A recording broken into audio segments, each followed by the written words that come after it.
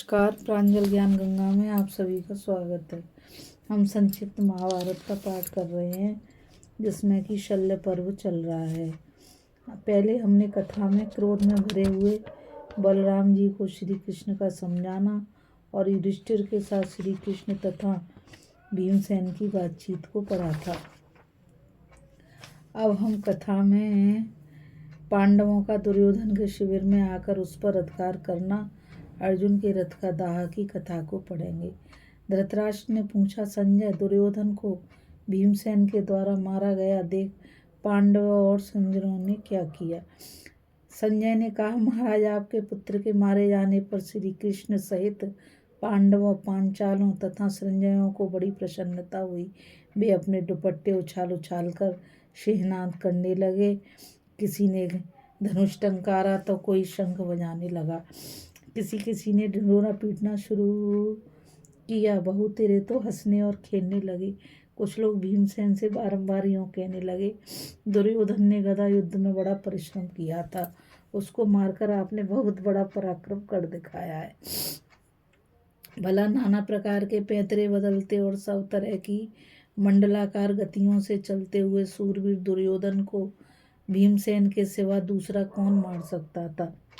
भीम अपने शत्रुओं को परास्त करके दुर्योधन का वध करने के कारण इस पृथ्वी पर अपना महान यश फैलाया।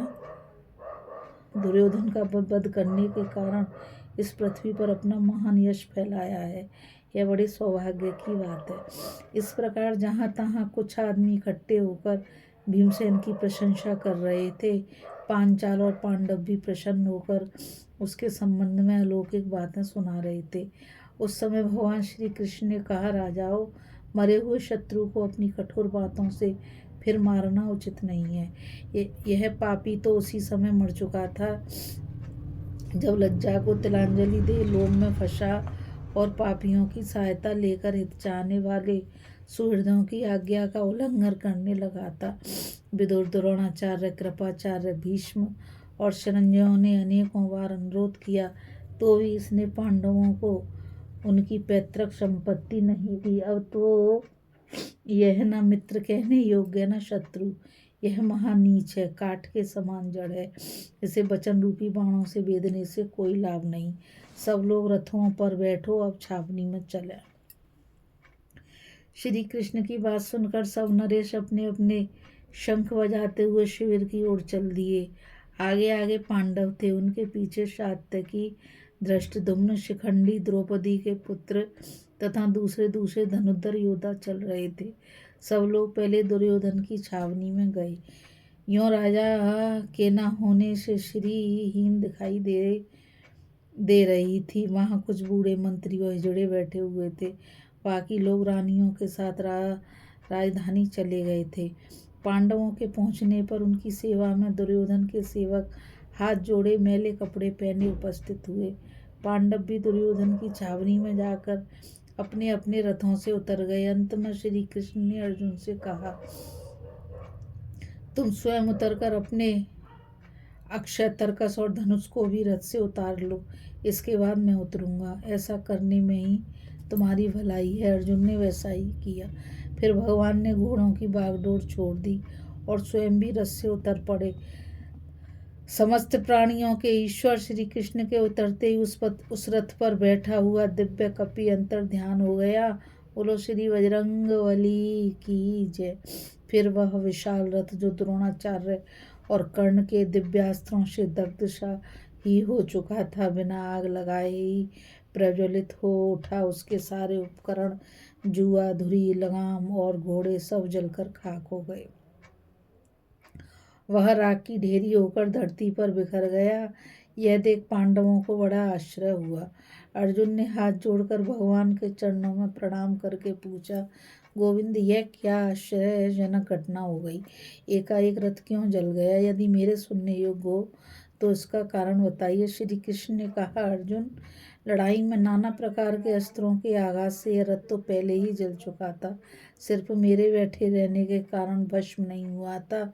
जब तुम्हारा सारा काम पूरा हो गया है तब अभी अभी इस रथ को मैंने छोड़ा है, इसलिए यह भस्म हुआ। इसलिए यह अवश्य हुआ है। ये यों तो ब्रह्मास्त्र के तेज से यह पहले ही दग्ध हो चुका था। बोलो श्री कृष्ण भगवान की जय। बोलो श्री भक्तवत्सल भगवान की जय। इसके बाद भगवान ने किंचित मुस्कुराकर राजा युधिष्ठिर को हृदय से लगाया और कहा, कुंती नंदन, आपके शत्रु परास्त हुए और आपकी विजय हुई है। यह बड़े सौभाग्य की बात है। अर्जुन, भीम, नकुल, सहदेव तथा स्वयं आप ही इस विनाशकारी संग्राम से कुशल पूर्वक बच गए, और यह और भी खुशी की बात है। अब आपको आगे क्या करना है, इसका शीघ्र विचार कीजिए। उपलब्ध में जब मैं अर्जुन के साथ आपके पास आया था, उस समय आपने मुझे मधुपर्क देकर कहा था, कृष्ण, अर्जुन तुम्हारा भाई और मित्र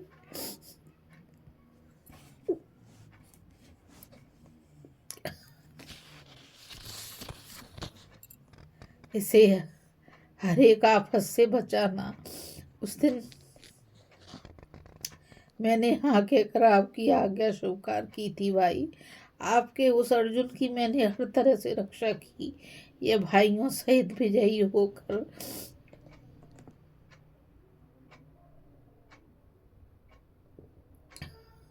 इस रोमांचकारी संग्राम से छुटकारा पा गया। श्री कृष्ण की बात सुनकर धर्मराज युधिष्ठिर को रोमांच हो आया। वो कहने लगे, जनार्दन, द्रोण और कर्ण ने जिस ब्रह्मास्त्र का प्रयोग किया था, उसे आपके सिवा दूसरा कौन सह सकता था।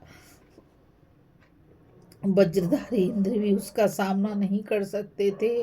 आपकी कृपा से शंशपतक परास्त हुए हैं। अर्जुन ने इस महासमर में कभी पीठ नहीं दिखाई माधव, यह भी आपके ही अनुग्रह का फल है।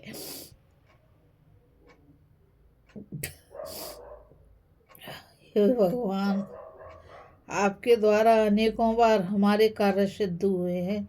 उपलब्ध में महर्षि व्यास ने मुझसे पहले ही कहा था कि युधिष्ठिर, जहाँ धर्म है वहाँ श्री कृष्ण है, और जहाँ श्री कृष्ण है वहीं विजय है। तदंतर उन सभी वीरों ने आपकी छावनी में घुसकर खजाना, रत्नों की ढेरी तथा भंडार घर पर अधिकार कर लिया। चांदी, सोना, मोती, मणि, अच्छे अच्छे आभूषण, बढ़िया कंबल, मृग चर्म तथा राज्य के बहुत से सामान उनके हाथ लगे। साथ ही असंख्य दास दासियों को भी उन्होंने अपने अधीन किया। महाराज, उस समय आपके अक्षय धन का भंडार पाकर पांडव खुशी के मारे उछल पड़े, किलकारियां मारने लगे। इसके बाद अपने वाहनों को खोलकर वे वहीं विश्राम करने लगे। विश्राम के समय श्री कृष्ण ने कहा, आज की रात हम लोगों को अपने मंगल के लिए छावनी के बाहर ही रहना चाहिए। बहुत अच्छा कहकर पांडव श्री कृष्ण और सात्यकी के साथ छावनी से बाहर निकल गए। उन्होंने परम पवित्र ओगवती नदी के किनारे वे रात व्यतीत की। उस समय राजा युधिष्ठिर ने समयोचित कर्तव्य का विचार करके कहा, माधव, एक बार क्रोध में भरी हुई गांधारी देवी को शांत करने के लिए आपको हस्तिनापुर जाना चाहिए, यही उचित जान पड़ता है। इस कथा में बस इतना ही। अभी हम पांडवों का दुर्योधन के शिविर में आकर उस पर अधिकार करना, अर्जुन के रथ का दाह की कथा को पढ़ रहे थे। अब हम आगे कथा में भगवान कृष्ण का हस्तिनापुर जाना और धृतराष्ट्र तथा गांधारी को सांत्वना देकर वापस आने की कथा को पढ़ेंगे। इस कथा में बस इतना ही। मैं आप सभी से यही कहना चाहूँगी कि इस चैनल को ज़्यादा से ज़्यादा लाइक, शेयर और सब्सक्राइब करिए, ताकि यह अमूल्य ज्ञान अधिक से अधिक लोगों तक पहुंच सके, क्योंकि आप सभी के सहयोग से यह कथा आगे बढ़ेगी। कल फिर मिलेंगे एक नई कथा के साथ। राधे राधे, जय श्री कृष्णा, नमस्कार।